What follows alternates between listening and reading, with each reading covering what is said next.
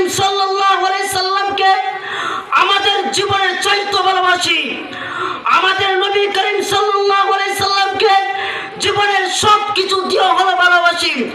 আমার যদি কোনো কুলাঙ্গার নবী করিম সাল্লাল্লাহু আলাইহি সাল্লামের চারকে নিয়ে টানাটানি করবে, ওর পা হাত ওর সব কিছু ভেঙে চূর্ণ বিচূর্ণ। মুসলিম সমাজ কে কি বলে তা দেখার বিষয় নয়, কে কি বলে তা দেখার বিষয় নয়, আল্লাহ কি বলে তা দেখার বিষয়। তুমি কি আমার দেখার বিষয় নয়, তুমি কে আমার দেখার বিষয় নয়, আমার মালিক কি বলে সেটা আমার দেখার বিষয়।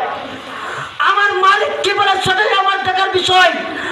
আমাদেরকে ফাঁসির কাজটা ঝুলতে পারেন, আমাদেরকে মারতে পারেন, মগর আল্লাহর হুকুমের বিরোধিতা হবে, রাসূলের ইজ্জত হানি হবে, এটা কখনো আমরা বরদাস্ত করতে পারি না। পরিষ্কার ভাষায় বলতে চাই, কাদিয়ানি কাফের। যারা কাদিয়ানিদেরকে কাফের বলবে না ওরা কাফের। যারা কাদিয়ানিদেরকে কাফের ঘোষণা দিতে না সূচক শব্দ ব্যবহার করবো, মুসলমানদের তামান্না, এটা মুসলিম জাতির তামান্না। কারণ আমাদের রাসূল সাল্লাল্লাহু আলাইহি সাল্লামকে আমাদের জীবনের চাইতে ভালোবাসি।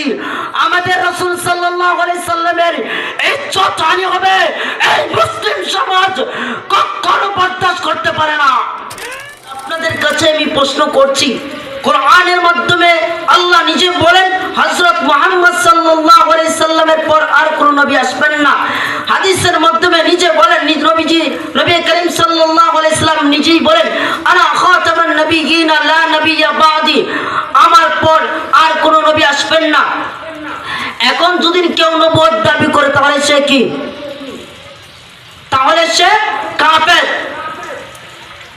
অতএব আমরা পরিষ্কার ভাষায় বলতে চাই, আমাদের নবী করিম সাল্লাল্লাহু আলাইহি সাল্লামকে আমাদের জীবনের চাইতে ভালোবাসি, আমাদের নবী করিম সাল্লাল্লাহু আলাইহি সাল্লামকে জীবনের সব কিছু দিয়ে ভালোবাসি।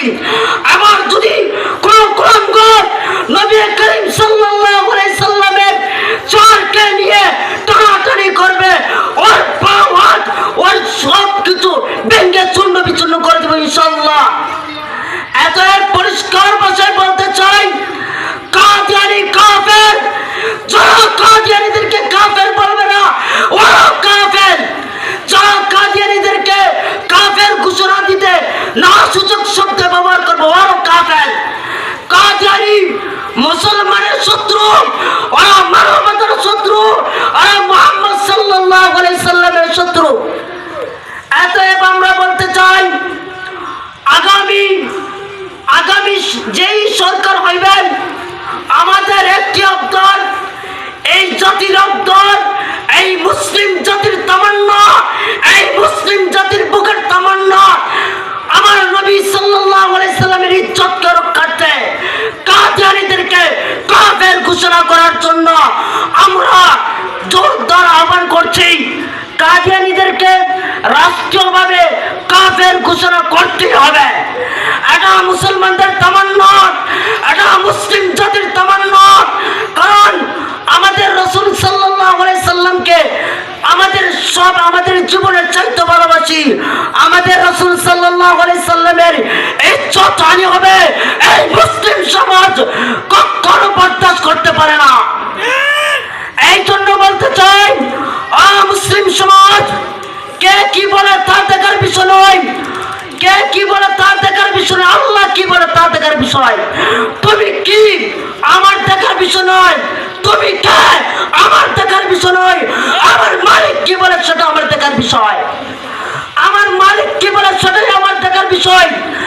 আমাদেরকে ফাঁসির কাজটা ঝুলতে পারেন, আমাদেরকে মারতে পারেন, মগর আল্লাহর হুকুমের বিরোধিতা হবে, রাসূলের ইজ্জত হানি হবে, এটা কখনো আমরা বরদাস্ত করতে পারি না। এই জন্য আমাদের আকাবিরগণ বলেছেন, আগামী নির্বাচনের পর যেই সরকার হবেন, যদি কাদিয়ানীদেরকে কাফের ঘোষণা না করেন, তাহলে বাংলাদেশের থেকে তুলিয়া সারা বাংলাদেশ অবরোধ করা হবে ইনশাআল্লাহ। আমরা আমাদের রাসূলের এই চক্রান্তে আমরা আমাদের বুকের অগাধ রক্ত দিতে পারি। আমরা বলতে চাই, আপনাদের কানে কি আওয়াজ যায় না? অত বছর ধরে আমাদের একটি তামান্না কাদেরকে কাফের ঘোষণা করার জন্য, আপনারা করছেন না কেন? মনে রাখবেন, এরকম ক্ষমতার মধ্যে শেখ হাসিনা সরকারও ছিল, এরকম ক্ষমতার মধ্যে ফেরাউনও ছিল, এরকম ক্ষমতার মধ্যে নমরুদও ছিল, যারা লাঞ্ছিত অপদস্থ হয়েছে।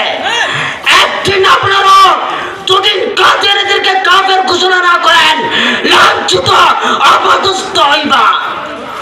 এই জন্য বলছি, এই মুসলমানদের তামান্না, মুসলমানদের আকাঙ্ক্ষা, এই মুসলিম জাতির আকাঙ্ক্ষা একটি কাদেরকে কাফের ঘোষণা করা।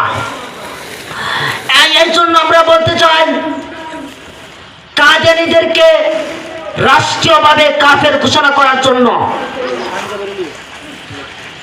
নবীর পরে নবী নয়, সংসদে আইন চাই। কাদিয়ানি কাফের, আজকের মজমা যেভাবে সত্য, ঠিক তদ্রুপভাবে কাদিয়ানি কাফের এর চাইতে বেশি সত্য। এই জন্য আজকে যতটুকু আলোচনা করলাম, সর্বপ্রথম আমাকে আমল করা তৌফিক দান করেন। নাসরুম মিনাল্লাহি ওয়া ফাতহুন কারীম।